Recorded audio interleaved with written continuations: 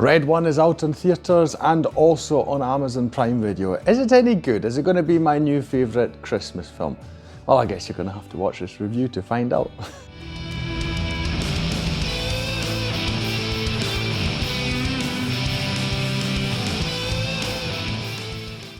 Hi, my name's Stu and welcome to another review video on Flying Wiener. Now, don't worry, I'm not going to make a big secret out of it. No, Red One is not going to become my new favourite Christmas film.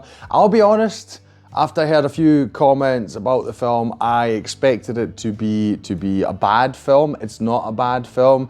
It's just somewhere in the middle, I'd say, so I've got a very mixed reaction. It's definitely got a lot of potential, which I feel remained quite unused. So it's not an outright bad film, but it's definitely not a big hit, as I would describe it. And seemingly also at the box office, it's not the big hit that probably was expected with a budget of something like around $250 million, which is absolutely batshit insane. I'm sorry, but why have we got Christmas films that cost as much or more as some of the best MCU films? You know, makes no sense. Anyway, yes, so this is a Christmas film published, released, whatever you want to call it, made by Amazon Studios, but alongside Dwayne Johnson's production company, which I believe is called $7 Productions, something like that. Now, I am a fan of Dwayne Johnson, although I will agree that he's made a lot of very bad films, you know, and it's very hit and miss, and there's also the criticism he always gets, also from me at times, where it doesn't matter which film you put him in, he always plays Dwayne Johnson, which is, you know, it's great the first time around, but at some point you're like, where's the range? And why is every character like him, right? But I mean, just to give you a positive example, I really enjoyed him in the Jumanji films. That is exactly the kind of film that his sort of personality and acting style, etc., really fits well. But I also really enjoyed him in Black Adam, which was a film that tried, at least, you know, to give him something else to do than what we are used to from him. And I actually made a review for Black Adam, which I'll leave at the end of this video, right, if you want to watch that. Anyway, what is this film about? It's about Christmas. Well, yeah, duh, it is. But obviously you want to know the specifics. They're very, very different Christmas films, and yeah, I'm always up for a new version of Christmas. Now, if you are interested, I'm sure I mentioned this last year as well, my favourite Christmas film really right now, and it has been for quite a few years now, is a film by Netflix actually. It's called Klaus. It's an animated film. I'll also leave a link to that at the end of this one, so you can, you know, either see an actual Christmas film that I enjoy, you know, a review of it, I mean, or you can see my review of Black Adam, you know, just to see that I'm not a Dwayne Johnson hater. And I'll be honest, I don't hate him in this film either. It's just that he's playing his typical role, more or less. Sometimes he gets to, you know, sort of go out of his comfort zone, but generally speaking, it's more or less what we're used to from him. Anyway, I was going to talk about the plot, which I'll do right now. So we have got, obviously it's Christmas, we've got J.K. Simmons as a buff Santa Claus, so I like the explanation of him actually, you know, really trying to be very, very fit, because that's the only possible way that he can actually deliver all these parcels, you know, because it's a really taxing job physically. I really like that aspect of it, you know, so he's getting ready for Christmas. The short version of it is he gets kidnapped, right? He gets kidnapped by this witch who's called Gryla. I've seen comments online, you know, saying, oh, my wife is among them, saying, but, you know, Gryla is actually supposed to be a troll. I don't know. I didn't look it up. Maybe she's a troll witch. To be perfectly honest, I don't really care. And it's okay, I think, if some of these Christmas stories, or fantasy in general, you know, has some leeway and, yeah, tries to... Comics do it as well. You know, comics do it as well, where they take something that's established and they sort of change it a wee bit. So whether she's a witch or a troll, she is the villain of the story. She kidnaps Santa. She wants to use his magic powers to punish people because she is of the opinion, and this is actually something that I find is a really interesting aspect of the story. It's like the naughty list is getting longer and longer. It's bigger. It's, you know, it's not good anymore. Humanity's going in the wrong direction. We have to punish them. I actually like this approach because it's like, yeah, of course, it makes sense. So that is, she kidnaps Santa, and she's trying to develop these toys to punish humanity, and all the while we've got Dwayne Johnson. He is sort of the head of, I've forgotten the department, I'll be honest, it didn't really stick with me. They've got a lot of different acronyms, I didn't bother remembering them. He is, let's call it, the head of the elf division that is tasked, you know, with the operations. So he's like something like a CIA agent. You know, he's obviously, he's very clever. You know, he's obviously physically very capable, and so he has the task of retrieving Santa, trying to find him. How were they able to kidnap Santa in the first place? This is where Chris Evans' character comes in. He is a sort of shady person. He helps people find stuff. In this case, he was hired, you know, through all sorts of middle men to detect the actual location of Santa's workshop in the North Pole, and was able to do so with seismic activity and stuff like that. And so they trace the kidnapping back to him, and he doesn't know who his you know, employers are, and so he then helps Dwayne Johnson trying to, you know, find Santa, and he's discovering, wait a second, there's a whole magical world out there at the same time. So it's a bit like Harry Potter in that sense, you know, there's a sort of second version of the world hiding right next to ours in a way.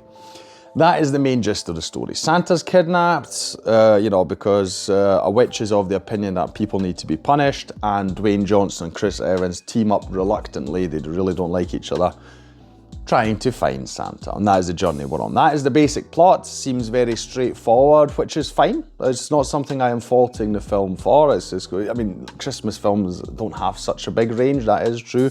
It's always about how do they apply it. And like I said, I really like this stuff here. I also enjoy the dynamic between the two of them. I thought Chris Evans was going to be a really silly character. I mean, he is a bit one-sided, I will say that, because the unfortunate, this is one of the bad things I feel that they really could have done without. It's like, it's a Christmas film, we need a family-oriented story and family-related story, and it's typically about a dysfunctional family, because it always is about a dysfunctional family. I find that quite boring, I will say.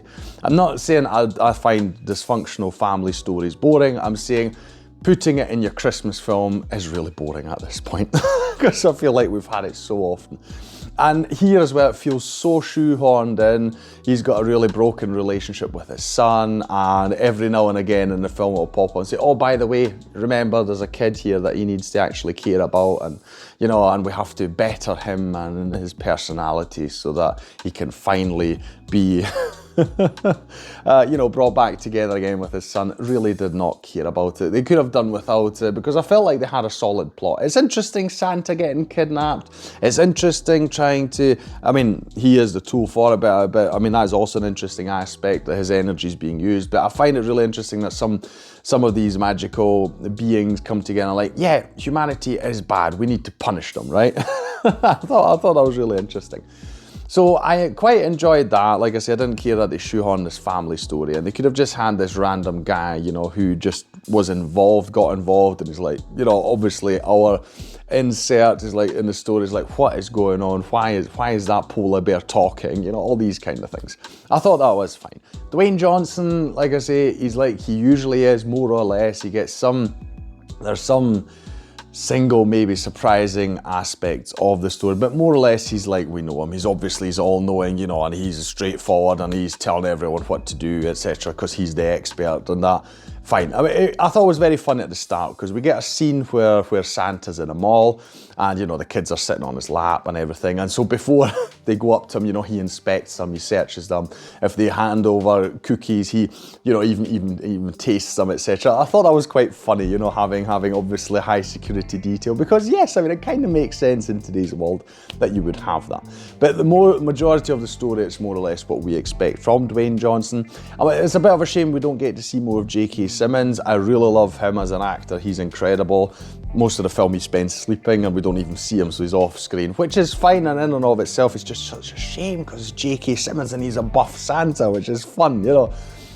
That's one thing. And then other things I really don't enjoy. We've got quite a large part of the story that takes place in Aruba, because that's where the bad guys are traced to. And then we've got quite a large section of the film. It just really does not gel well with the rest of the film. You know, it's winterly, we've got Christmas, etc. And then you've got quite an extended scene that goes for at least 20, if not 30 minutes, where we're in really sort of tropical, holiday-ish areas, you know, where people are drinking cocktails on the beach. And that really did not fit well. It's like, why is this in here? It really, visually, it did not really appeal to me at all. And the last thing I do need to mention is we've got the witch, which I already mentioned. She is played by Kiernan Shipka, who you might know from The Chilling Adventures of Sabrina. That's where I know her from Netflix. She's not a bad actress, not at all. I feel she's just really miscast in this film because she is not menacing. She's doing her best, you know, to be that and try to come across as that. But you're just sitting there going, nah. It doesn't, for me and my wife, it really did not work. So I feel they should have, they've got a CGI version of her as well, spoilers I suppose. We're like, should have used that the whole time, you know, and instead of putting her physically in there, because again, she's just not intimidating, right? So that was a very weird choice. It's interesting, it's got fun action, it's got a lot of fun sequences, they've got very creative stuff that goes on with shrinking stuff and, you know, where all the magical elements come in from Santa and his workshop and the elves and all that. I really enjoyed all these kind of things. I really enjoyed, for instance, the design of the reindeer because they're not just small, they're really massive because they're like, yeah, they'd have to be massive to pull the sleigh and all the toys, etc. So there are a lot of things in this film I really enjoyed. It's just that half of it, you know, is potential that wasn't really used to the fullest. It's just sort of been left on the cutting room floor, as it were. So that's why it's a mixed bag. It's an enjoyable film, you know, popcorn film. If your kids are old enough, watch it, they'll surely enjoy it. My daughter's not old enough for it, so, you know, we didn't watch it. Especially, like, just to mention, Krampus also appears in this film, which is interesting for me because Krampus in Austria is a thing as well. They actually have these Perchtenläufe, they're called, where they run around and people are actually chasing others with sticks and beating them. It's a very controversial thing because sometimes they overdo it because people are stupid like they always are. So just having it as a fun thing where you scare the children, they actually go around beating people who are not even trying to be involved in it. So it's like, what are you doing? Anyway, it doesn't matter. The reason I mention it is he's got a lot of scenes in this as well. It makes you think at first, why isn't just Krampus the villain, right? That's another thing, because he's really cool and they use prosthetics, so no CGI, etc. It looks really good. Love the design. Should have just had him, also because, slightly spoilerish, but I suppose I expected, he agrees with Gryla, the witch, in that sense that, yeah, we should be punishing people. So, some very strange choices. An enjoyable film, some things that I would prefer are done differently or just left out entirely, changed, like the Aruba sequence, you know, just keep it somewhere where it's winterly. I mean, why have it? It's like, oh, let's save some money because we can just do it around the corner in California. I don't know what the reason was, right? But it didn't gel very well with me. We'll see if there's a follow-up. I'm not sure whether they feel it's successful enough. I mean, like I say, if they take the concept and actually try and turn it into something even better, I'm all for it because it was an enjoyable ride. So yeah, if you want a popcorn flick for Christmas, definitely watch this one. That'll be all from me today. If you enjoyed this video, please like, share and subscribe. It is the best way to support this channel. Leave a comment down below if you've seen Red One, especially if you watched it in the cinema. What was that like? I watched it at home, I'll be honest. Didn't want to go to the cinema for it. What did you think of it? Are there elements you liked, or do you also feel there's lost potential? The two films I mentioned, I'll leave links for them at the top here, or at the bottom, sorry. So you'll have either my review for Black Adam, which is a film I really enjoyed, Dwayne Johnson in. The second one is a link to my review of Klaus, which is basically my favourite Christmas film of all time, at the moment at least, until I find something better. Yes. So anything you want to say, put down in the comments below, watch my review videos. In any case, I hope you have a lovely Christmas, and I should be back with another review of a Christmas film, because why not? You know, it's a season, it's not just one day, it's a whole season. Next week, just before Hogmanay, just before New Year's. So I'll hopefully see you then. I'll thank you for watching this video, and I'll see you in the next one on Flying Wiener. Take care, bye.